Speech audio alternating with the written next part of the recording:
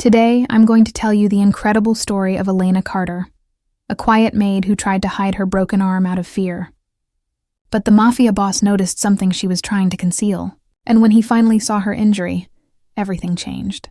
By morning, 15 men had vanished, and the city learned what happens when you hurt the wrong woman. Just a minute.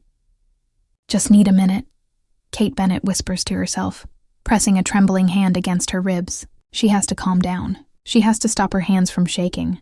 The taste of blood lingers on her lip, and her dark blue evening gown, the one she'd spent 2 months of savings on for tonight's gala, is a ruined mess. One of the thin straps hangs torn, and an ugly reddish stain streaks the satin at her hip. She doesn't want to think about what it is. She cannot go back out there like this, can't let anyone see her broken and bleeding. The Blackwell family doesn't tolerate problems. They expect perfection. Kate has worked for the Blackwells for almost 4 years, climbing her way up from a temp assistant to the event coordinator for one of the most powerful families in New York City. And she is finally, close to a promotion to senior coordinator. Close to earning enough to keep her mother in proper care without drowning in debt. Close to proving she's more than just the poor girl from Queens who got lucky landing a job in a world of billionaires and kingmakers. Kate dabs at her split lip with a crumpled tissue, but the bleeding won't stop. A hot tear slips down her cheek and she angrily wipes it away. Not now. She can't fall apart now. Just a few more minutes hidden in this little storage room and she'll pull herself together enough to slip out quietly. Avoid any scenes. The door suddenly swings open behind her. Kate spins around, her breath catching in her throat. I'm sorry. She starts in a rasp, an apology instinctively tumbling out. She expects maybe a colleague or a catering staff member. Instead, a tall, broad-shouldered figure fills the doorway. Damien Blackwell. He stands there in the dim light, one hand still on the door handle. Damien Blackwell in the flesh, staring at her with an expression she can't quite read. He's not just any guest, he's the host. The eldest son of the Blackwell dynasty. The man people whisper about in careful tones. The one whose name appears in the papers linked to words like alleged and investigation and persons of interest, only for nothing ever to come of it. 6'3" of tailored perfection and barely leashed violence, dressed in a black tuxedo that probably cost more than her car. His bow tie hangs loose around his neck, the top button of his crisp white shirt undone. One of the only signs he's been at a party all evening. His black hair is immaculately styled back, not a strand out of place, and the cool blue of his eyes is fixed on Kate. She's spoken to Mr. Blackwell only a handful of times over the years. Always brief, polite exchanges in passing. He's nearly 40, with a strong, clean-cut jaw, and features that look carved from marble under the harsh overhead light. People say he took over the family's business empire after his father died under mysterious circumstances over a decade ago. People say a lot of things about him, none of which they dare say to his face. Kate has never seen him up close like this, and he's never looked at her the way he is right now. Absolute silence, absolute stillness. Damien's pale eyes flick over her, taking in every detail. Her torn gown, the bruise she can feel swelling on her cheek, the blood still trickling from her lip. His expression doesn't change, and somehow, that steady, unreadable calm is more terrifying than if he had come in shouting, "Mr. Blackwell, Kate begins, voice shaking as she grasps for an explanation. Any excuse that might make this less disastrous than it looks. Who? His voice is quiet, almost gentle, as if he's asking a casual question about the weather. But that single syllable hits her like a gunshot. It holds an authority that pins her to the spot. Her spine straightens instinctively, despite the bolt of pain that lances through her bruised ribs. It's nothing, she says quickly, forcing the words out in a rush. She can't lose this job. She can't. I slipped in the parking garage. I'm fine, really. I just needed a moment to clean up before... Kate. Her name. Just one word. But it stops her rambling in its tracks. It sounds different in his mouth. Low and dark and dangerous. He steps into the storage closet and with a soft click, pushes the door shut behind him. Now it's just the two of them in the small space. The distant bass of the gala's music throbbing through the walls. Kate presses back against a shelf of table linens, suddenly hyper-aware of how alone they are. I'm going to ask you once more, Damien says, enunciating each word with deadly calm. Who the fuck did this to you? Kate flinches. She has never heard Damien Blackwell curse before. In all the perfectly orchestrated events she's worked for his family, He was always a portrait of cold, controlled civility. Seeing him now, uttering that word through clenched teeth, is like glimpsing a crack in a granite statue. Something is slipping through that mask of control. Something lethal. I can't, she stammers, her voice barely above a whisper. Panic claws at her throat. She tries again, her plea tumbling out fast and desperate. Please, Mr. Blackwell. I can't afford to lose this job. My mother, she's sick, and the medical bills. Answer the question, Kate. His tone never rises, but it hardens, leaving no room for defiance. She shakes her head frantically. It was an accident, she insists weakly, hearing how unconvincing she sounds. Her heartbeat is a frantic drum in her ears. I tripped and... Damien moves closer, and Kate's words die on her tongue. He's only a foot away now, towering over her. She should be afraid, hell, she is afraid. Not of what he might do to her, but of the look in his eyes. That glacial calm, that razor-thin restraint. This man has a reputation that makes seasoned politicians and Wall Street CEOs avert their gaze in his presence. Yet right now he reaches out slowly, almost gently, as if approaching a frightened animal. Kate doesn't even realize she's trembling until his hand comes up to her chin. 2 fingertips beneath her jaw, tilting her face up toward the light. She sucks in a sharp breath. His touch is surprisingly soft, careful, the kind of touch you'd use on something fragile. He surveys the damage with a clinical, simmering fury that vibrates in the air between them. That bruise on your cheekbone, he says quietly, is from a fist. His thumb hovers just shy of the purpling mark under her eye, not quite touching her skin. The split lip. His eyes flick down to her mouth. That's from a ring, I'd guess. Whoever hit you was wearing one. Kate's lips part in astonishment. How could he possibly know that? He doesn't stop. His gaze travels to her left arm, where faint reddish fingerprints are blooming just above her elbow. She hadn't even noticed those yet. Someone grabbed you here, hard enough to leave marks. His voice drops even lower. And judging by the way you're holding your side, I'd say you have at least 1 cracked rib. Possibly 2. Kate's breath catches. She wants to shrink away, to hide from those piercing eyes that see too much.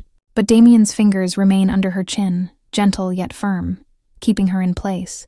Tears prick at the corners of her eyes, a mix of pain and humiliation. Hey, how do you know all that? She whispers, voice trembling.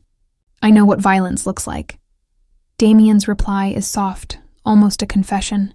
A muscle ticks in his jaw. I've seen it. I've dealt it. His thumb moves, just barely stroking along the uninjured side of her jaw in a gesture so tender it steals her breath. I know exactly what it looks like when someone tries to take something that isn't theirs. Now. He meets her eyes again, and she feels pinned by that steely blue gaze. I'm not asking as your employer, or as the host of that damn gala. I'm asking as the man who is going to set this right. Each word vibrates with tightly coiled wrath. Who did this to you, Kate? The contrast between the feather-light touch on her face and the deadly promise in his voice cracks something inside her wide open. All night she's been holding herself together by fraying threads, through the shock and fear and pain, through cleaning herself up alone in this closet, through the desperate calculation of how to pretend everything was fine, so she wouldn't lose what little she's fought for. But now Damien Blackwell is looking at her like her pain matters, like the fact someone hurt her is not a mere inconvenience, but an offense. Like it's personal. Kate's resistance crumbles. The words pour out of her in a shuddering breath before she can think to stop them. Preston Caldwell, she admits, voice quavering with a mixture of anger and relief at finally letting the truth escape. It was Preston and a couple of his buddies. Her stomach turns at saying his name. He cornered me in the loading bay after I stepped out to take a phone call. She breaks off, swallowing the surge of nausea. He asked me to go somewhere with him. I said no. He didn't like that answer. Damien's thumb stills on her jaw. For a heartbeat, he's utterly motionless. The air seems to go out of the room. Even the muffled music from outside fades beneath the thunderous silence. Kate can feel the change in him. Something dangerous unfurling behind his eyes like a dark tide rising. He releases her chin and steps back, face unreadable and frighteningly calm once more. Without a word, Damien reaches into his jacket and pulls out his phone. Kate watches, heart pounding, as he presses a number on speed dial. Frank, he says quietly, his voice controlled steel. I need you at the South Service Corridor. Now. Bring the first aid kit from my office. Yes, the big one. He pauses, eyes never leaving Kate's face. And Frank, hurry. He ends the call and slips the phone back into his inner pocket in one fluid motion. Kate realizes she's clutching the edge of the shelf behind her so hard her knuckles have gone white. Everything hurts. Her ribs, her face, her pride. But none of it eclipses the tumult of fear and gratitude and bewilderment swirling inside her chest as she looks at the man standing before her. Preston Caldwell, she whispers, wiping at her eyes with the heel of her hand. She suddenly remembers. Preston isn't just some trust fund creep. He's the son of Senator Richard Caldwell, one of New York's most influential politicians. The Caldwells can ruin people without breaking a sweat. Preston himself had hissed as much in her ear as he. Don't think about that. Kate's blood runs cold. If Damien goes after him...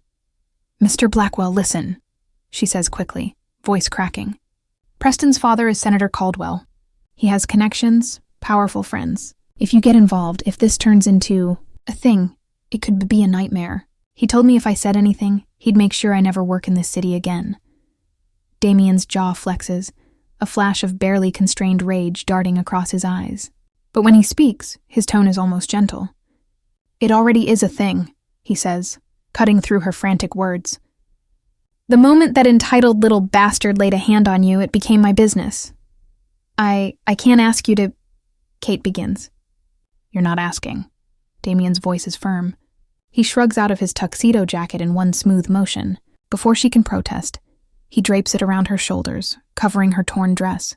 The jacket is warm from his body heat, the expensive fabric carrying a subtle scent of his cologne. Smoked cedar and something darker, dangerous underneath. It hangs heavy on Kate's smaller frame, but the weight is strangely comforting. Her fingers clutch the front of it closed, holding it tightly against herself. You're going to sit down now, Damien continues, the quiet authority in his tone allowing no argument. Frank will be here in a minute to check that nothing's broken. Then you're going home. The gala is over for you. Kate's lips part in protest. The gala. She's supposed to be working right now, overseeing the final hours of the event. If she abandons her post, but You've done enough for one night, he interjects, brooking no disagreement. For the first time since he entered the room, a flicker of something that might be concern passes over his face. Take the next few days off, with pay. I'll handle everything here. Kate's heart is pounding. She clutches his jacket around herself. None of this makes any sense. Damien Blackwell is the ruthless prince of New York high society. Feared, respected, obeyed. He does not comfort his employees. He certainly doesn't throw himself into their personal nightmares and offer to handle things. Mr. Blackwell? She starts, uncertain, unsteady. Damien, he corrects, his tone softening just a fraction. He takes a step closer again, close enough that the heat of him seeps through the jacket now wrapped around her. She has to tilt her chin up to hold his gaze. When I'm about to break half a dozen laws on someone's behalf, he says, voice low, I think we can dispense with formalities. Use my name. Kate stares up at him, speechless. Her mind is reeling, and it's all happening too fast to fully process. But one thing she knows with startling clarity, she trusts him in this moment more than she's ever trusted anyone. And that should scare her, probably. Maybe it will, later, when the adrenaline crashes. Right now, though, with Damien Blackwell's jacket around her, his promise hanging in the air and fury burning in his eyes on her behalf, all she feels is safe. A knock at the door precedes the arrival of Frank, the Blackwell family's longtime head of security. His silver hair and composed expression give nothing away as he steps inside the cramped room with a leather first aid kit in hand. His sharp gaze sweeps over Kate's battered face, her wrapped form in Damien's jacket, and the way Damien is standing protectively close. Frank's jaw tightens subtly, but he schools his features back to neutrality in an instant. Miss Bennett, he greets with professional courtesy and a nod. May I? He kneels beside her where she perches on a low stool that Damien dragged over for her. Kate nods, clutching the jacket around her like a shield. Damien backs up just enough to give Frank room, but he doesn't leave. He looms only a step away, arms folded across his chest, those stormy eyes never straying from Kate. Frank works efficiently, fingers probing gently along Kate's side. Even with care, she hisses in pain when he presses on a particularly tender spot. 2 cracked ribs, Frank confirms after a moment, his tone grim. He inspects the bruises on her arms and the cut on her lip. Contusions consistent with assault. The facial laceration is shallow but will be painful. She needs ice on that cheek and plenty of rest. She needs justice, Damien murmurs, voice like distant thunder. Kate's heart lurches. Her hands start to shake again. Please, she whispers, looking between the 2 men, Frank with his impassive, sympathetic face, and Damien, whose expression has turned to carved granite. I'm begging you, Damien, don't make this worse. Preston, he said if I told anyone, he'd destroy my reputation. Make sure I never work again. He'll say I was lying, that I tried to trap him, or... Her voice breaks as tears threaten once more. I can't lose everything I've worked for because I said no to the wrong man. At her words, Damien's stance shifts. He pushes away from the wall and crouches down directly in front of her, so that she no longer has to crane her neck to meet his eyes. The movement is unhurried, almost gentle, as if he's trying not to spook her. Even kneeling, he exudes coiled power, a panther at rest for the moment. Kate presses her back against the shelf behind her, overwhelmed by the intensity radiating from him. But Damien only reaches out and takes her hand in both of his. His palms are warm and steady, engulfing her smaller, trembling fingers. Kate, he says softly, and in that single syllable, there's something she's never heard from him before. Tenderness. Do you know how many events you've coordinated for my family? The question catches her off guard. She blinks, trying to shift mental gears. I'm not sure, she stammers. Her mind feels sluggish, mired in fear and adrenaline. You started with us 3 years and 8 months ago, Damien says, a faint hint of wryness in his tone. In that time you've run, dozens of galas, fundraisers, parties? Let's say around 30. 37, Kate hears herself whisper. It's true. She's kept count. Each successful event was another bullet point on her resume, another step up in the world. A ghost of a smile flickers across Damien's lips. 37 events. And do you know how many times I've seen you smile at people who didn't deserve your kindness? How many times you bent over backward for guests who were rude or dismissive, never once losing your patience? Kate doesn't know how to answer. She glances down at his hands holding hers, so solid and sure. No one's ever noticed those things about her job before. Certainly no Blackwell. Every single time, Damien continues, his voice low. No matter what was thrown at you, you were professional, unflappable. You have this light, this strength in you.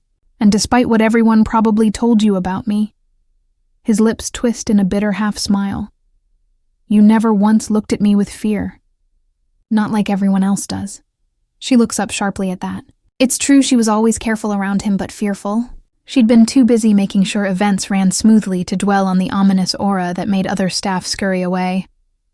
And maybe, foolishly, she assumed his cold reputation only applied to people who crossed him, which she never intended to do.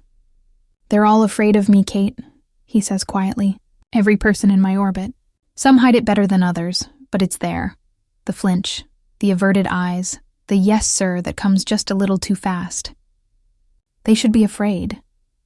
The edge of darkness in those words reminds her exactly who and what he is. But then Damien shakes his head, squeezing her hand gently. You looked at me like I was just another man in a suit. Like I was normal. He huffs a breath that might be a self-deprecating laugh. Hell, you even scolded me once for nearly knocking over a centerpiece while I was on my phone. A flicker of memory surfaces through her haze of worry. Last year's winter gala, Damien had been stalking through the ballroom during setup, distracted on a call, and he'd jostled a table. Kate, thinking only of the expensive floral arrangement wobbling precariously, had admonished without thinking. Careful. Please, that vase is older than both of us combined. He'd raised an eyebrow and apologized curtly. At the time, she'd nearly died of embarrassment, realizing she'd snapped at the billionaire signing her paychecks. Now a soft, choked laugh escapes her at the absurd recollection. You remember that? I remember everything about you, Damien says, and the quiet sincerity in his voice steals the air from her lungs. You made me want things I thought I'd forgotten how to want. His gaze roams over her face, as if drinking in every bruise, every tear, committing them to memory like a debt to be paid. And now some worthless piece of trash thinks he can hurt you, can steal that fearlessness from your eyes, and walk away untouched. The muscle in his jaw ticks again. That is an unforgivable offense. Tears slip free before she can stop them, rolling down Kate's cheeks. But she isn't crying from pain or fear now. It's hearing him speak this way, about her. Like she means something, like she matters. Damien releases one of her hands to reach up and brush a tear away with his thumb. His touch is infinitely careful, reverent even. "I can't change what he did to you," he says softly. "I wish to God I'd gotten to you before it happened. But I swear to you, Kate, I will make sure Preston Caldwell and his friends never hurt you again. They will never hurt anyone again." A small, broken sound escapes her, half sob, half sigh. How? It's all she can manage to ask. The single-word question collapsing under the weight of everything she's feeling. Damien rises fluidly to his feet, still holding her hand. He draws her up with him. For a moment, she wobbles, her legs nearly buckling from exhaustion and injury. But his arm slips around her back, supporting her with effortless strength. Kate finds herself standing far closer to him than propriety should allow, her fingers braced against the solid wall of his chest through his vest and shirt. She can feel the steady thrum of his heartbeat beneath her palm. "Do you trust me?" he asks quietly. Kate swallows, staring up into his face. The rational part of her should scream no. She barely knows this man beyond workplace pleasantries and ominous rumors. But after tonight, after he's held her while she cried, after he's shown more concern for her than anyone has in years, her heart drowns out reason. I don't know," she whispers honestly. "Should I?" A shadow of something like hurt flickers in his eyes, but Damien nods, accepting her answer. "Probably not," he admits. "I'm not a man who earns trust easily, but I'm asking for it anyway." His hand is warm around hers, his other arm a steady band supporting her back. Kate realizes she isn't frightened of him. Not one bit. In fact, in his arms is the only place that doesn't hurt. He's waiting, tension in the set of his shoulders as if bracing for her rejection. She takes a shaky breath. "Yes." Damien's eyes widen almost imperceptibly. Yes, I trust you," Kate clarifies, her voice steadier this time. In this moment, she truly does. She shouldn't. By all accounts, Damien Blackwell is more dangerous than the man who attacked her, but she does. He's dangerous, yes, but not to her. Never to her. Something in his expression softens, a tightness she hadn't realized he carried easing from his face. Relief.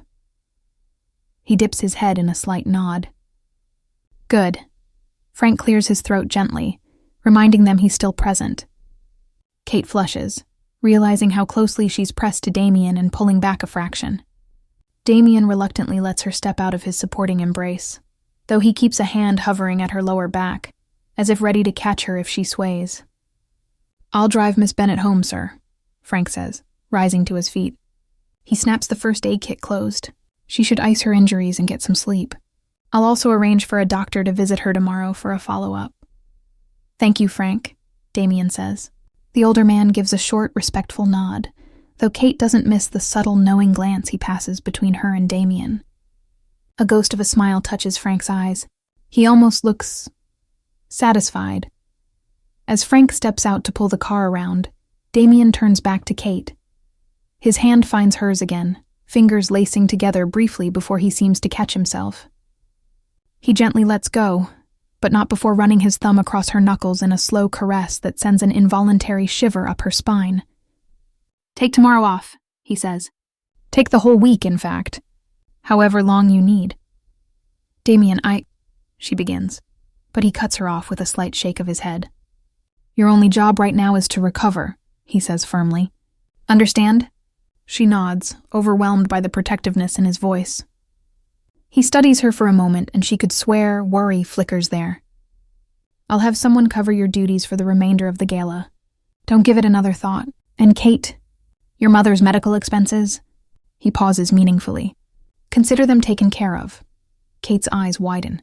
What? She must have misheard. "No, Damien, you don't have to." "I know I don't have to." His tone is almost chiding. "I want to. It's the least I can do. You can't just..." She bites off the protest. Of course he can. He absolutely can. And a tiny part of her, the exhausted, desperate part that has been losing sleep for months, wondering how to pay for her mom's next round of treatment, feels an immense weight lift off her shoulders at his words. I don't know how to thank you, she whispers. A muscle in his cheek twitches, and something like anger flashes in his eyes. Not at her, but at the situation. Don't thank me, he says, voice low. Just get better, and come back to me when you're ready. There's a finality in his tone. He's declared how it's going to be, and that's that. Kate should probably be annoyed by the high-handedness. She's an independent woman, after all. But right now, all she feels is grateful. Grateful and safe. Frank returns then, announcing the car is ready. Damien's jacket still hangs around Kate's shoulders. She starts to shrug it off, but he stops her with a hand on the lapel. Keep it, he says softly. For now, Kate nods wordless. Wrapped in his jacket, she allows Frank to guide her out of the storage room. Just before she crosses the threshold, she glances back at Damien. He stands in the half-light, fists clenched at his sides, jaw tight. The storm in his eyes promises retribution, and for a brief second, she almost feels sorry for Preston Caldwell. Damien meets her gaze. You don't need to worry about anything, he tells her, calm and deadly. When you come back, they won't be a problem. None of them will be. Kate believes him. Outside, Frank escorts her through hushed back corridors and out into the cool night. The limousine waiting by the service entrance is sleek and black, windows tinted to obsidian. Ever the gentleman, Frank helps her into the back seat and then slips into the driver's spot up front. The drive to her apartment passes in silence.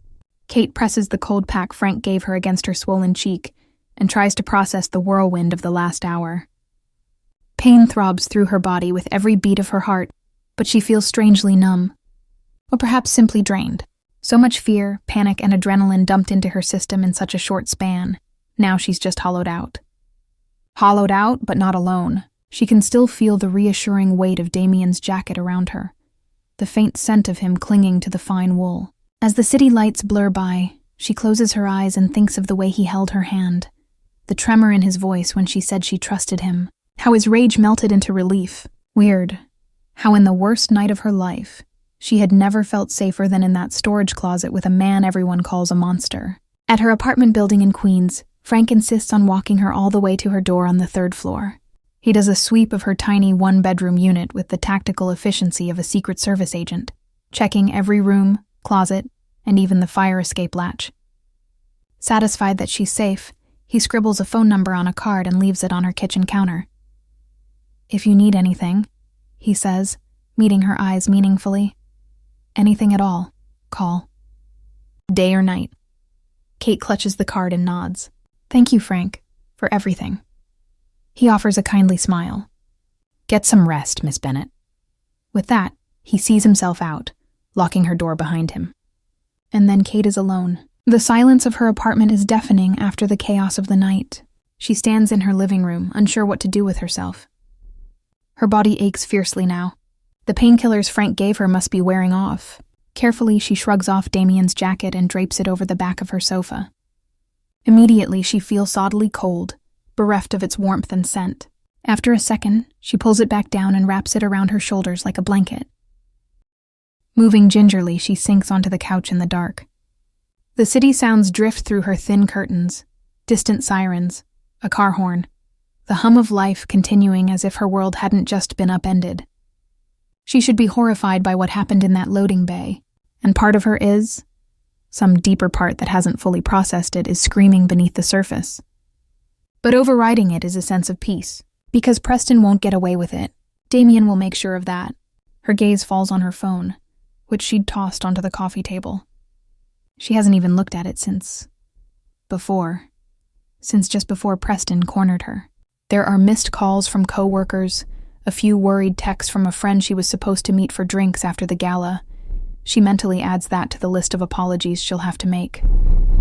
But nothing from any number she recognizes as Damien's. She wonders if he'll even call her directly, or if all communication will go through his staff like usual. She doesn't have the energy to dwell on it.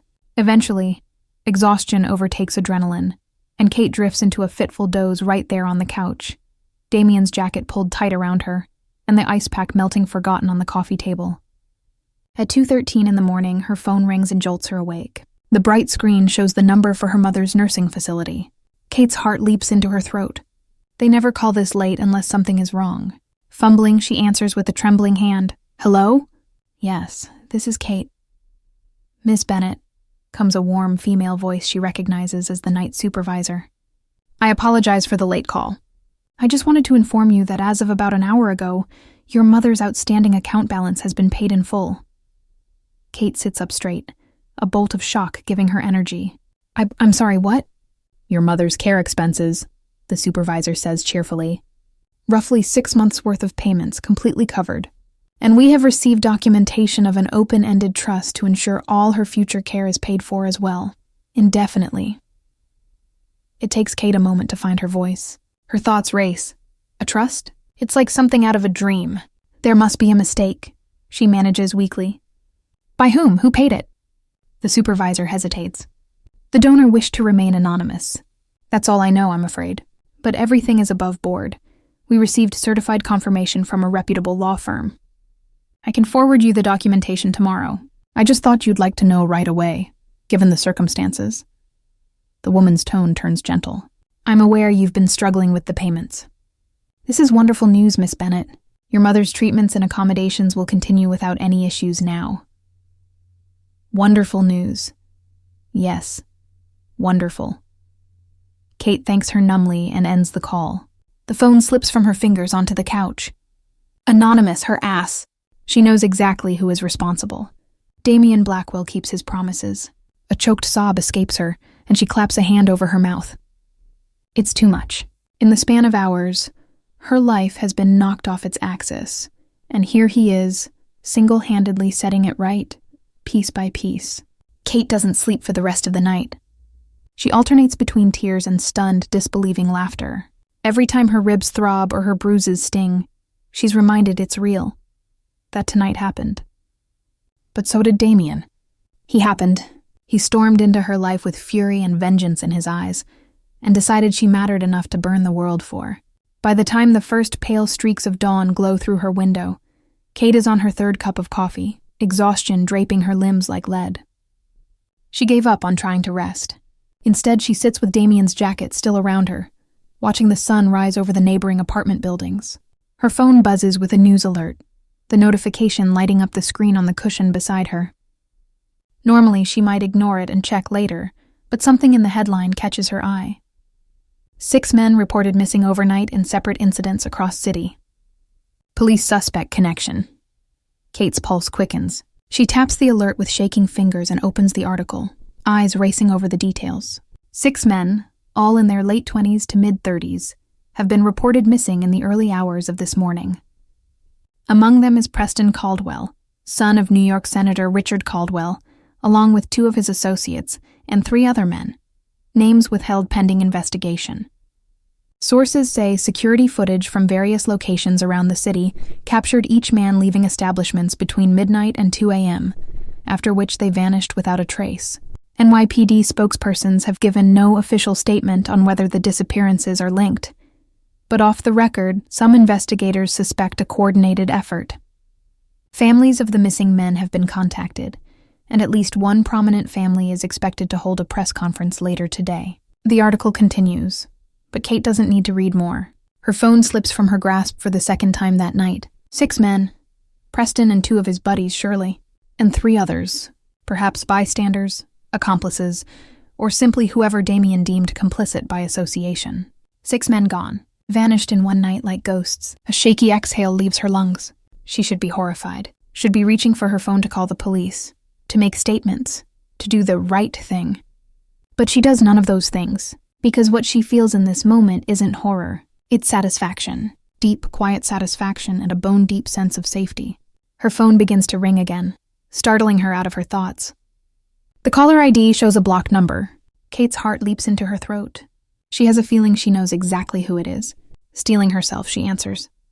"Hello?"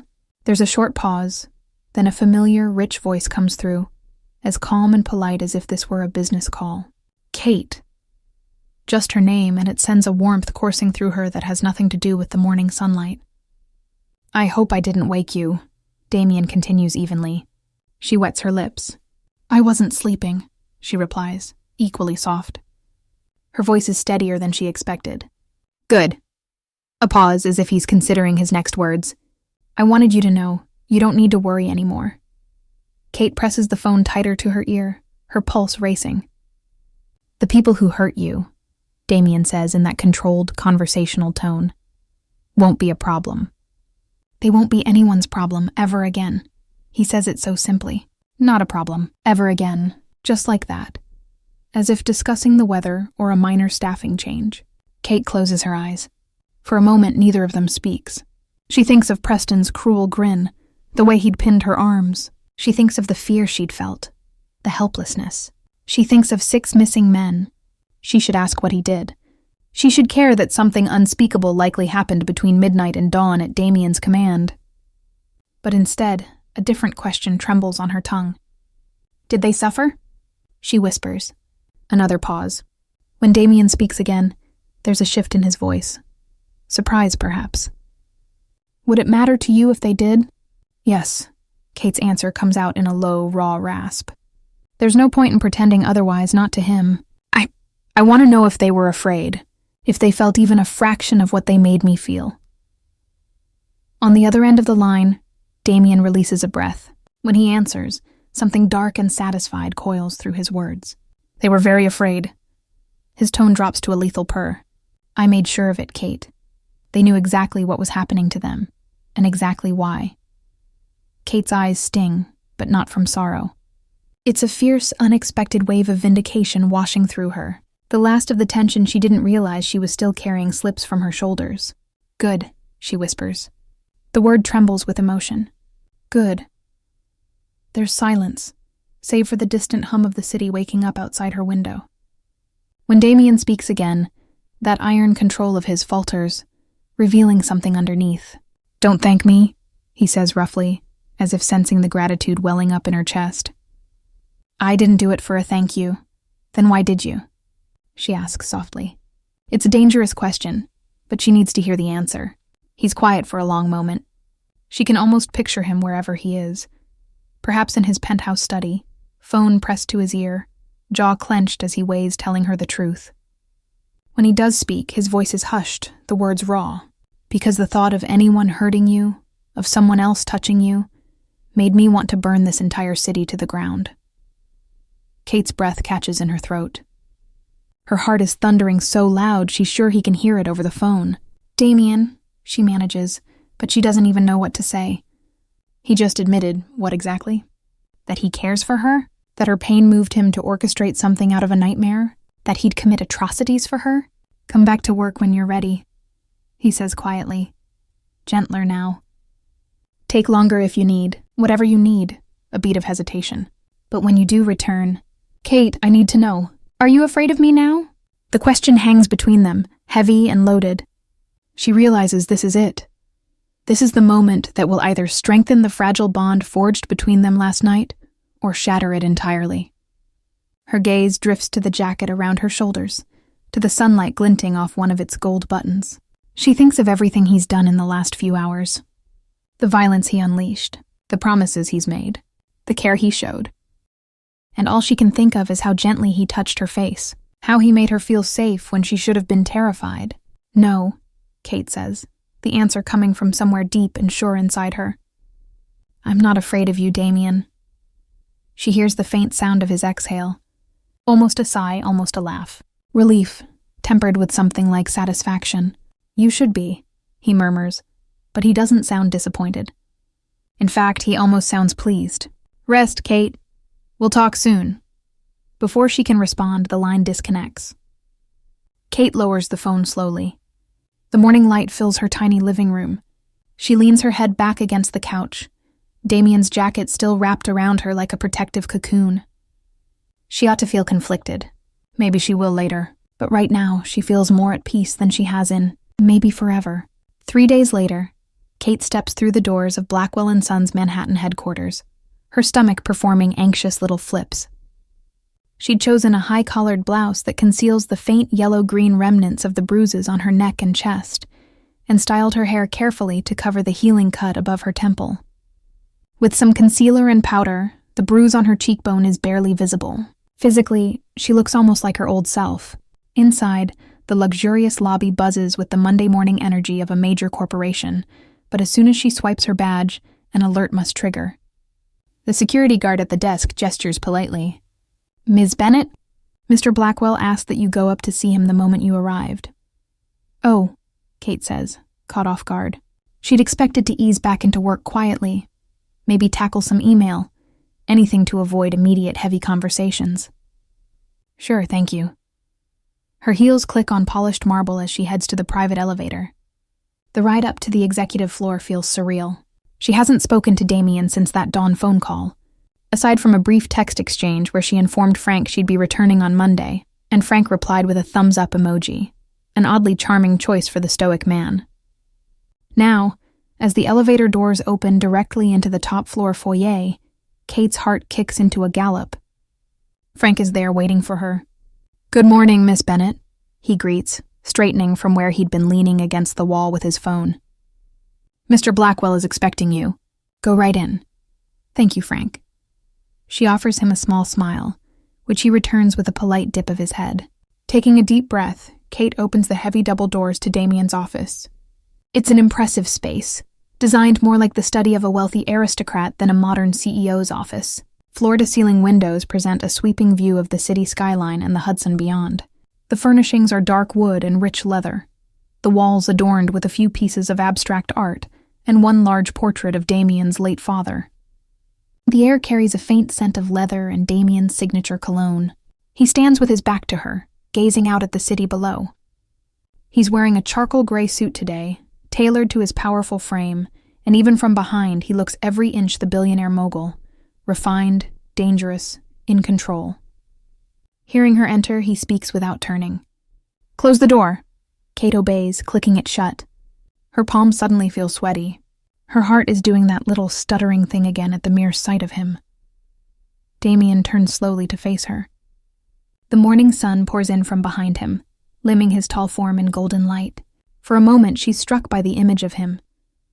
A dark silhouette against the brilliance of day, like some avenging angel or perhaps a fallen one. His gaze finds her, and the intensity there makes her breath catch. There's a hunger in his eyes, the kind that sends a flush creeping up her neck. She's never seen him look at anyone like that, let alone her. "Good morning," she manages, her voice coming out softer than she intended. She hopes he can't see her knees trembling from across the room. Damien's lips curve, not into a smile exactly, but the edges soften. "How are you feeling?" She steps forward cautiously. "Better. Healing." She touches her side absently. "Ribs still ache a bit, but I'll be okay." He nods approvingly, then gestures to one of the leather chairs in front of his massive mahogany desk. "Sit, please." Kate perches on the edge of the chair, while Damien rounds the desk and leans casually against its front, just a few feet away from her. The position is informal, but there's a tension in his body she can sense. There's a file folder in his hand. He holds it up slightly. "These are reports from this weekend." She tenses, mind jumping to Preston. "Reports? Police reports?" He must see the flicker of alarm in her eyes, because he almost smiles. "Not from the authorities," he says. "From my people." With a nonchalance that belies the seriousness of the topic, Damien opens the folder and skims it. As of last night, Preston Caldwell and his associates have been officially declared missing persons. He glances up through his dark lashes to gauge her reaction. Kate swallows and nods, trying to appear unsurprised. I saw the news. The police have no leads," he continues. "Senator Caldwell is leveraging every political connection he has, trying to find his son." Damien's mouth twists into something that might be called a smile if it weren't so cold. So far, he's come up empty. He closes the folder and sets it aside. "Some people," he murmurs, "just disappear." Tragic, really. A shiver dances over Kate's skin at the quiet finality of his words. Tragic is delivered with cutting sarcasm. She should feel guilty, shouldn't she? 6 human beings have vanished from the face of the earth because of what was done to her. She doesn't feel guilty. Not at all. But a kernel of doubt makes her ask, "Where are they?" Damien's eyebrows lift slightly.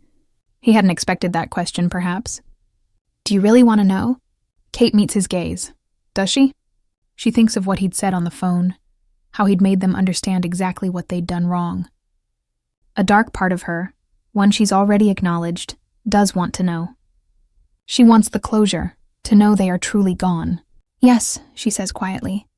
"I need to know if I should feel guilty for being glad they're gone, if that makes me a terrible person." In 3 strides, Damien is in front of her. He moves so fast and suddenly that she startles, but then he's sinking to one knee on the carpet, bringing his face level with hers as she sits in the chair. He's so close she can see the subtle shadow of stubble on his jaw, the individual gold flecks in his blue irises.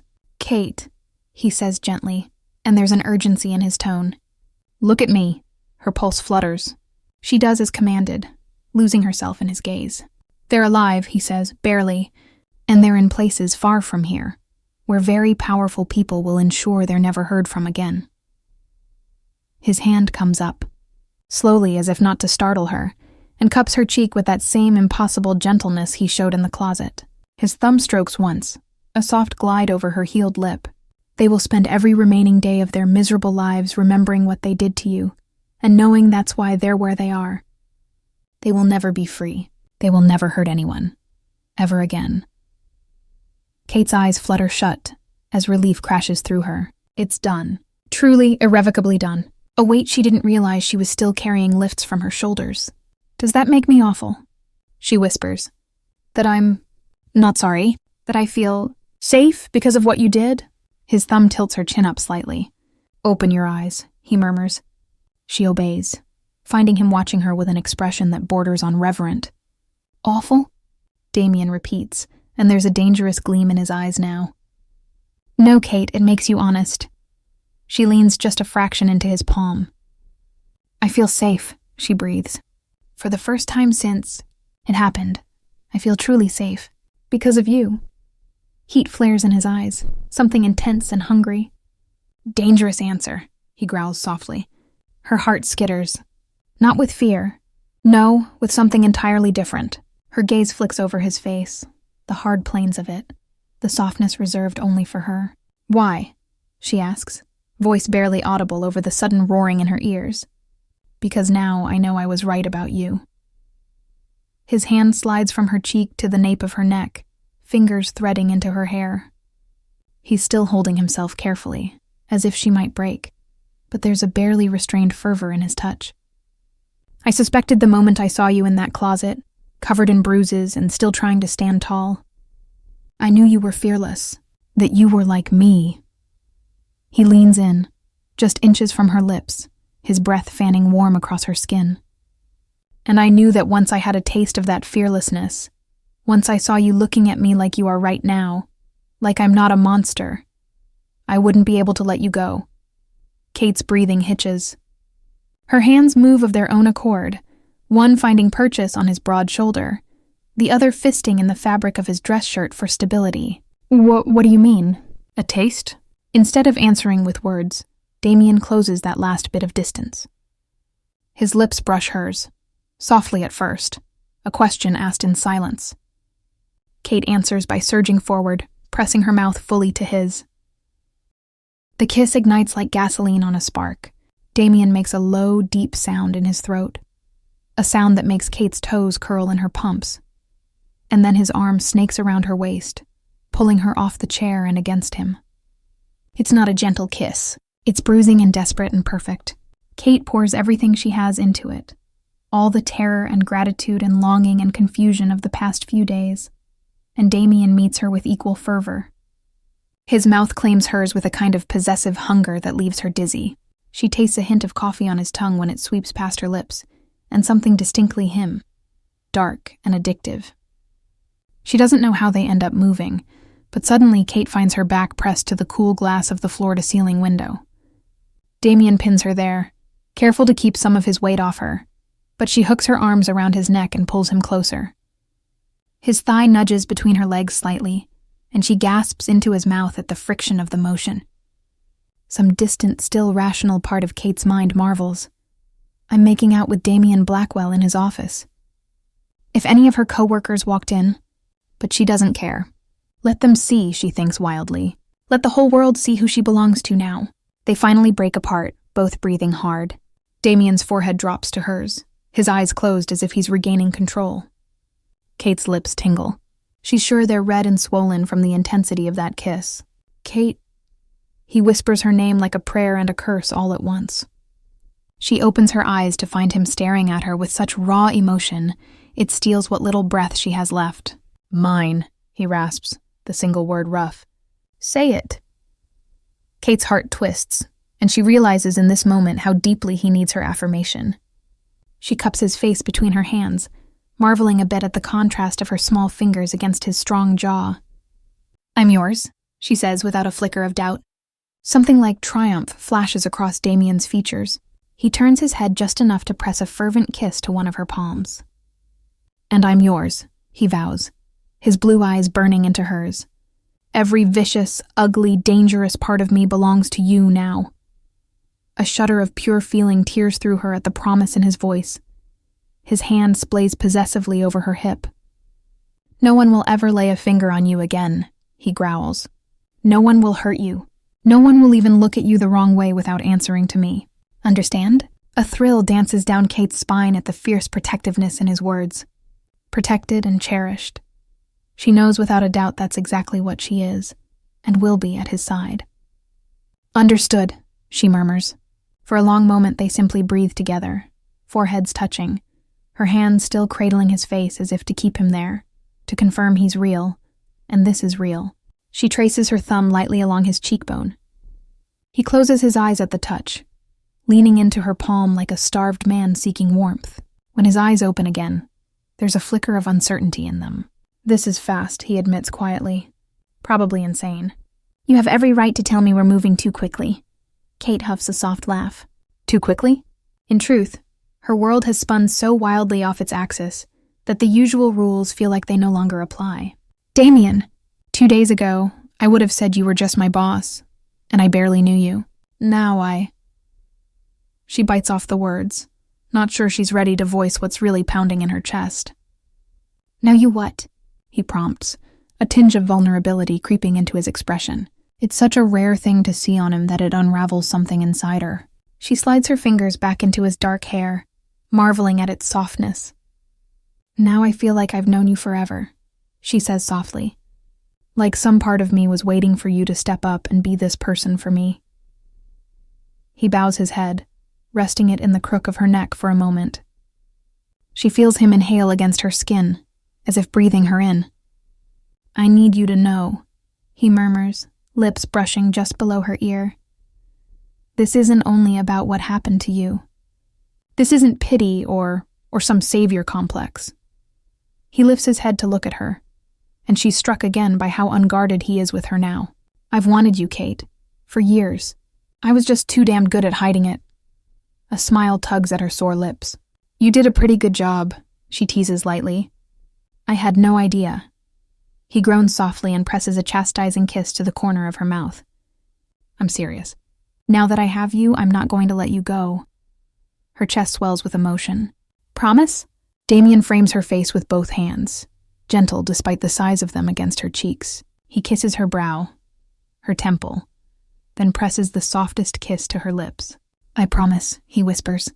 I promise I'll keep you safe. I promise I'll take care of you. I promise no one will ever make you feel small or afraid again. Kate closes her eyes as fresh tears slip down her cheeks. This time she lets them fall. They're tears of relief, of happiness, of release. When she opens her eyes again, he's watching her with something like awe, thumb catching a tear at the edge of her jaw. She sniffles and smiles. What about my job? His answering grin is quick and fierce. Keep it, quit it.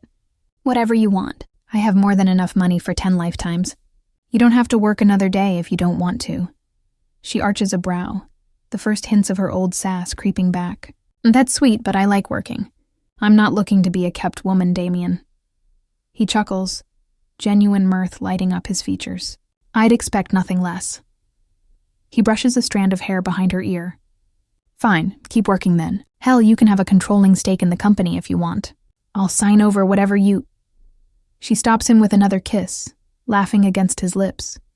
You don't have to hand me your company, just let me keep my independence, even if I'm completely and utterly yours.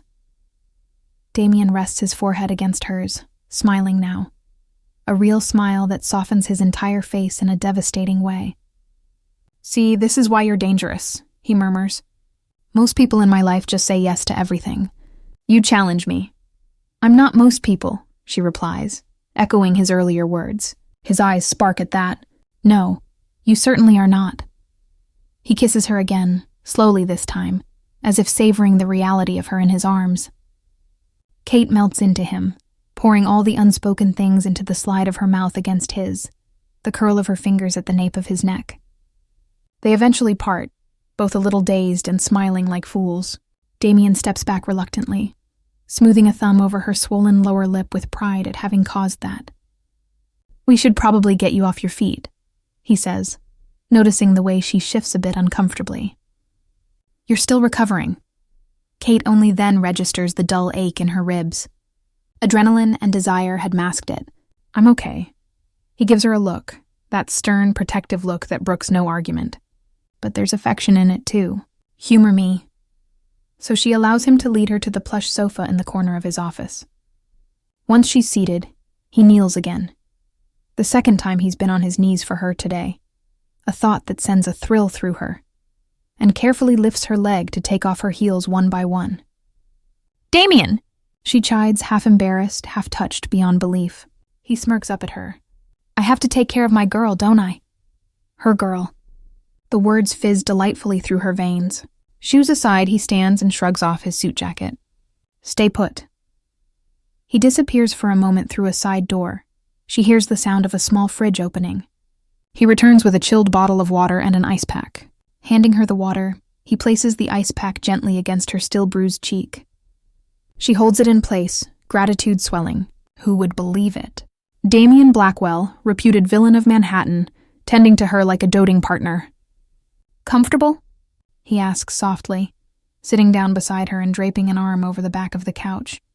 Not quite touching her, but close. Kate nods. Her heart feels impossibly full. I am. Thank you. He smiles then, as if unable to resist, closes that inch of space and pulls her against his chest. She goes willingly, nestling into him. Carefully, he tucks her head under his chin, mindful of her sore cheek. One of his hands rubs slow circles on her back, and she realizes that yes, she's comfortable. She's more than comfortable, she's euphoric. Time seems to stop in that peaceful moment. 3 months later, the early spring sun is warm on Kate's shoulders as she steps into the courtyard garden of the Somerset Rehabilitation Center, a private facility upstate where her mother has been receiving top-of-the-line care. In her arms, she carries a bouquet of cheerful daisies and lavender, her mom's favorites. She spots her mother sitting on a bench near a rose bush, face tilted toward the sun, eyes closed in contentment. The sight brings a rush of emotion. Her mother looks healthier than she has in years. Her normally pallid skin holds a bit of a glow, and she's put on some much-needed weight. Gone is the weary, pain-laced expression she used to wear constantly. Mom, Kate calls softly as she approaches. Her mother, Helen Bennett, opens her eyes and breaks into a broad smile. Katie! She greets, using the pet name that Kate only tolerates from her. Helen starts to push herself up, but Kate quickly reaches her and places a gentle hand on her shoulder. Stay, Kate insists. We can sit. She hands over the bouquet, and Helen brings it to her nose, inhaling deeply. Oh, these are lovely, thank you. Kate takes a seat beside her on the bench. They spend a few minutes chatting about Helen's morning physical therapy session and a craft project she's been doing with some other residents. Finally, Helen turns to her daughter, eyes shining. The doctors have been amazed at my progress, she says, voice trembling with happiness. They're even using the word remission. Can you believe it? They think I might be in full remission soon, if I'm not already. Kate feels tears of joy prick her eyes. She clutches her mom's hand. That's incredible, Mom. A laugh bubbles out of her. Full remission. I always knew you'd kick cancer's butt. Helen chuckles wetly. I couldn't have done any of this without the new treatments. The ones we couldn't afford before. She squeezes Kate's hand. That donor, the one who paid for everything. Do you know who it is? Kate bites her lip, trying to contain the smile threatening to break free. She absently twirls the modest but elegant ring on her left hand, a habit she's picked up in the last 6 weeks since a certain someone placed it there. A stunning sapphire flanked by diamonds. Damien hadn't wanted to wait long to propose. He'd done it one quiet evening in his penthouse. No grand public gestures, just raw intensity as he got down on one knee in front of her, hands shaking ever so slightly as he asked her to marry him. She'd said yes before he'd even finished speaking. I do know, Kate answers her mother softly. He prefers to stay anonymous to others, but yes, I know him. Her mother's eyes narrow slightly in that way only mothers can manage. He must care for you very much, this mystery man. Kate's smile cannot be contained now. He's not a mystery to me. And he does. Care for me. More than anything, she adds silently. Helen rubs her thumb over Kate's engagement ring, which glitters in the sunlight. Is he a good man, Katie? Ah, the question. Kate gazes at the ring, thinking of the man who gave it to her. How to answer that? Is Damien Blackwell a good man? He's my man, she replies carefully, lifting her eyes to meet her mother's. That's all that matters to me. Helen considers her daughter's face, then smiles and pats her hand. If he's your man, then I trust your judgment. I can't wait to meet him. Kate's stomach flutters at the thought. Damien has offered many times to come out here with her, but she wanted to have this remission news first, before introducing the hurricane that is Damien into her mother's calm sphere. Soon, she thinks, very soon. They spend another hour together before a nurse comes to take Helen to her next appointment. Kate hugs her mom goodbye, heart buoyant with hope. This is what happily ever afters feel like, she muses on the drive back to the city. Not perfect, not without scars, but life finally moving in the right direction. She arrives at the Blackwell estate, her estate now in a way. After their engagement, Damien had insisted she make her home with him. She'd been stubborn at first about keeping her little apartment, but honestly, she spends almost every night at his place anyway. These days, her old apartment is mostly just occupied by boxes of her things waiting to be moved. The estate, a sprawling property just outside the city, is hosting a small flurry of activity today. As Kate steps out of the car, she sees white chairs being arranged in rows in the garden, and a trellis being adorned with fresh flowers. There's a sense of restrained urgency in the staff's movements. Everything must be perfect. Tomorrow is her wedding day. The thought sends a jolt of excitement and nerves through her. In just 24 hours, she'll be walking down that aisle towards Damien. She finds him exactly where she expected, in his study, finalizing a business matter over the phone. He finishes up as she enters, setting the phone down and opening his arms. She goes to him gladly, melting into his embrace, mindful of a half-dozen flower sample boards scattered across his desk for her approval. How's your mom? He asks, kissing the top of her head. Kate beams up at him. They said the R word. His eyes light up. Remission? She nods, and he sweeps her into a tight hug, laughing into her hair. That's the best news I've heard in, well, possibly ever. Thank you, she whispers, emotion clogging her throat as she buries her face against his chest. He tilts her chin up gently. For what? For giving me this future, she murmurs. For giving her a future. His expression softens. You two are my family now. Of course I'd take care of her. Family? The word wraps around her heart. She presses up on her toes and kisses him sweetly, tasting the happiness on both their lips. The night before their wedding passes in a blur of last-minute preparations and quiet anticipation. Damien had objected to the tradition of sleeping apart. We live together. This is ridiculous, he'd complained. But Kate had playfully insisted. Just a few hours of suspense, she'd teased. Think you can handle it, tough guy? He'd growled, but relented, though not before pinning her to the mattress for one last passionate kiss that left her breathless and craving tomorrow, when they'd no longer have any reason to be apart. Ever. And now the day is here, a small, private ceremony, just as they wanted. Close friends, a phrase Kate would not have associated with Damien months ago. But he'd surprised her. He does have a handful of people he trusts, beyond Frank and his inner circle, who have flown in for the wedding.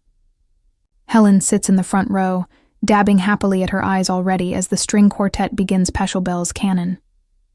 Kate steps out into the back garden on her cue, and a hush falls. All heads turn to her, but she sees only one person.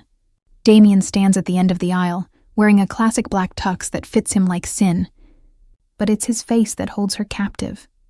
The pride, the adoration, the sheer emotion in his eyes as he watches her approach. The late afternoon sun filters through the arbor of wisteria overhead, casting dappled light on the stone pathway. To Kate, though, it's as if a spotlight shines only on the man waiting for her. Each step she takes toward him is filled with certainty. He takes her hands as soon as she reaches him, unable to wait even for the officiant's prompt. Under his breath, only for her, Damien whispers, "Last chance to run." Kate's lips curve into a tiny private smile. In a low voice only he can hear, she replies, "I'm exactly where I want to be." And because she can't resist, she adds in a whisper, "With a man who might be a monster to everyone else, but who made me feel safe when I was at my most vulnerable. With the man who made 6 people disappear because they hurt me." Damien's grip on her hands tightens almost imperceptibly, but his eyes blaze. Kate continues, voice trembling with emotion. "With the man who paid my mother's medical bills and still asks for my opinion on everything. Who holds me every night like I'm precious. Yes, Damien, I'm exactly where I want to be. With you." His eyes close for the briefest moment as if absorbing her words. When they open, there's a sheen of moisture there that he doesn't bother hiding. The officiant begins the ceremony, but for Kate and Damien, time seems to bend. They exchange vows, simple promises spoken from the heart. Damien's voice wavers only once when he says, "You saved me, Kate. In every way a man can be saved," causing Kate's breath to catch on a sob as she mouths, "I love you" to him, and then the rings, and the pronouncement that they are now husband and wife. "You may kiss—" The officiant barely finishes before Damien has his bride in his arms. He kisses her deeply, uncaring of the audience, pouring all the love and passion and fervor of months, years, really, into the meeting of their lips. Applause and laughter swell around them, but they might as well be alone in the world. He rests his forehead against hers afterward, both of them breathless and smiling. "Mrs. Blackwell," he murmurs reverently. She likes the way it sounds. She didn't plan on taking his name, but in this moment she wants that tangible connection with him. "Hi," she whispers, giggling softly at her own inane greeting. He chuckles, eyes crinkling at the corners. "Hi." They turn to face their family and friends, hand in hand, the world awash in golden late-day sunlight and hope. The intimate reception that follows is held under a sprawling white tent set up in the garden. Twinkle lights hang in graceful swoops, and centerpieces of white roses and blue hydrangeas dot the elegantly set tables. Kate is making the rounds, hugging her mother, laughing with a friend from work who was invited, when she notices a disturbance at the perimeter of the event. Frank and 2 other security staff step forward as a trio of unexpected figures stride into the tent. Her stomach clenches when she recognizes the broad, bullish form of Senator Richard Caldwell, flanked by 2 stern-faced men who scream, "Bodyguard." The senator's eyes zero in on the head table where Damien stands, talking to his cousin. Kate moves on instinct, intercepting Damien just as Caldwell arrives at their table. Damien immediately shifts her behind him protectively, his entire posture changing from relaxed groom to dangerous predator in a split second. "Caldwell," Damien says in an icy greeting, "I don't recall inviting you." The tent has fallen silent. Guests shrink back, sensing the crackle of confrontation in the air. Senator Caldwell's face is ruddy with barely controlled rage. "We need to talk, Blackwell," he grates out. "Now." "No," Damien replies coolly. "We really don't." The senator's eyes flick to Kate, taking in her white dress and the gentle hand Damien has placed at her waist. "My son is gone," Caldwell spits, spittle gathering at the corners of his mouth. "Vanished without a trace, and I know damned well you had something to do with it." Kate feels a jolt of fear for just a heartbeat. This man is powerful, and he's beyond angry. But the fear doesn't take root, because Damien is by her side, calm and unflinching. "This is my wedding day," Damien says, voice low but carrying, every syllable laced with warning. "And this is my wife." His grip on Kate's waist firms, a public claiming. She lifts her chin, standing tall beside him. Caldwell sneers. "You think a ring and some vows change anything? You think that protects you? You can't just—" "I can," Damien interrupts, voice like a whip crack. "And I did." A collective gasp goes around the tent at the implication. Caldwell's face darkens to an alarming shade of red. "If you've hurt my son, you'll what?" Damien challenges, stepping forward just a fraction. Frank and the other security close in subtly, hands near their holsters. "Have me arrested? Killed, please, do try. But understand this." He leans forward, eyes glinting with lethal promise. "If you ruin even one moment of this day for my wife, Senator, I will personally ensure you join Preston in whatever hellhole he's in." And that's a promise. Caldwell's bodyguards react to the threat, one reaching into his jacket, maybe for a weapon, maybe a phone. But they immediately find themselves facing the barrels of several guns as Frank and his men materialize around them. The guests who aren't already standing scurry back with startled cries. Kate notices her mother being gently guided behind a table by one of the Blackwell security team, shielding her. Her heart hammers. It's one thing to know what Damien is capable of in theory. It's another to see him stare down a U.S. senator at their wedding without a hint of fear. He's outnumbered in terms of political power here, but it doesn't matter.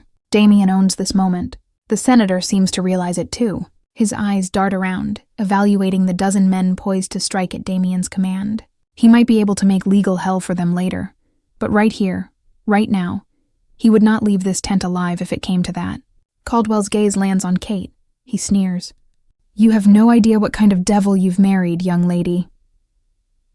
Kate steps forward to stand beside Damien, lacing her fingers tightly with her husband's. She lifts her chin at Caldwell. "Actually, I know exactly who I married, and I'm not afraid of him.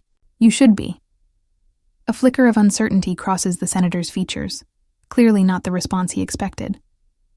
With nothing left to do or say, he settles for spitting out. "This isn't over." "Yes, it is," Damien says softly. "You just don't know it yet."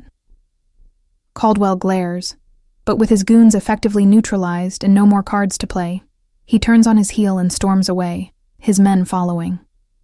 Frank nods to his team, and they trail the uninvited guests to ensure they actually leave the property.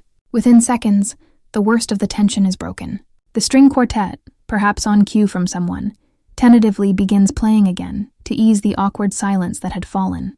Damien turns immediately to Kate, concern etched on his face. "Are you okay?" She takes a deep breath. To her own surprise, she is. "I'm fine." And she is because she has him. He cups her face in front of everyone, scanning her eyes. "I'm sorry," he murmurs sincerely. "That was unexpected," she finishes with a small grin. "And strangely satisfying." His brows arch. She shrugs, lowering her voice for him alone. "Now everyone who matters knows exactly how far you'll go for me. And I love them knowing that. Knowing I'm yours and you're mine. And nothing will ever change that." For a heartbeat, Damien just stares at her. Then a dark, delighted laugh rumbles from his chest. He wraps an arm around her and pulls her tight against him. "Have I told you today that you're a dangerous woman?" Kate laughs. "I learned from the best." His eyes sparkle at that. He presses a kiss to her temple. "Dance with me, Mrs. Blackwell. It's not a request." He leads her to the dance floor as the quartet shifts seamlessly into a slow, romantic piece. As they sway together, Kate allows herself a moment to truly absorb everything. A few months ago, she was just an overworked event planner worried about bills and an ailing mother, living a careful life and never making waves. Now she's the wife of a man who is both feared and respected in equal measure. A man who holds her like she's his entire world. She feels Damien's hand settle at the small of her back, warm and solid, through the delicate lace of her gown. He holds one of her hands against his chest. Underneath her palm, she can feel the steady, strong beat of his heart. "What are you thinking about?" he asks softly, leaning down to speak near her ear. Kate smiles, resting her head against his shoulder as they continue to turn slowly under the twinkling lights. "How far I've come," she admits. "How far we've come." He pulls back slightly to look at her. "Any regrets?" She lets out a soft breath, meeting his gaze with all the love she feels. "I'd do it all again," she says. Damien's eyes darken, a flash of heat there. He knows exactly what she means, that she'd endure the pain and fear again if it led her here, to him. "Don't say things like that," he growls quietly, though there's a teasing edge in his voice. "Why not?" she asks, arching a brow. "Because it makes me want to hunt down Richard Caldwell and toss him into whatever hole his son is in, too. For even thinking of crashing our wedding." Kate giggles. She can't help it. She leans up and presses a quick kiss to his lips, right there in front of everyone. "You're insatiable," she teases. "For you?" "Absolutely," he chuckles, low and deep. "You've officially turned me into a happily married man. The world won't know what to do with me now," she grins. "They'll figure it out. Or not, who cares?" He laughs again, a genuinely carefree sound that she's heard more and more often as they've built their life together. It's a beautiful sound. As the sun sinks lower in the sky, painting it with hues of pink and orange, they continue to dance. Kate catches sight of her mother dancing with Frank, who, as it turns out, is an excellent waltzer, and several of Damien's stoic associates attempting to hide smiles as their wives drag them to the floor as well. The whole scene is perfect and surreal. Kate looks up into her husband's face. The last rays of sunlight catch in his blue eyes, making them shine almost silver. He's never looked more handsome, or more at peace. "I love you, Damien," she whispers, just because she wants to say it and have him hear it again. His hand at her back presses her closer. "I love you too, Kate, always." In the safety of his arms, Kate lets herself fully relax. This is what safety truly means, she realizes. Not the absence of danger. There will always be threats in this world, but the presence of someone who will stand between you and that danger. Someone who will hold you up when you can't stand on your own. Someone who will demand, "Who the fuck did this to you?" and not rest until they've made it right. Someone who will bring even the mightiest of evildoers to their knees before letting them harm a hair on your head. Someone who will go to any length, cross any line, and fear no consequence as long as it's for you. Kate has found that someone. She's found her person. Her monster-turned guardian, her dark knight in bespoke armor. She's found the man who brushed aside morality and law just to defend her. And somehow, in his fierce devotion, taught her that it's okay to let someone else be strong for her, that she doesn't always have to carry the weight alone. As Damien twirls her one last time and pulls her back to him with that familiar possessive heat in his gaze, Kate Claire Blackwell knows with unwavering certainty that she is exactly where she belongs. In the arms of a monster who chose to be gentle for her, with a killer who showed her that trust can conquer fear, with the man who made her feel safe, cherished, and undeniably loved.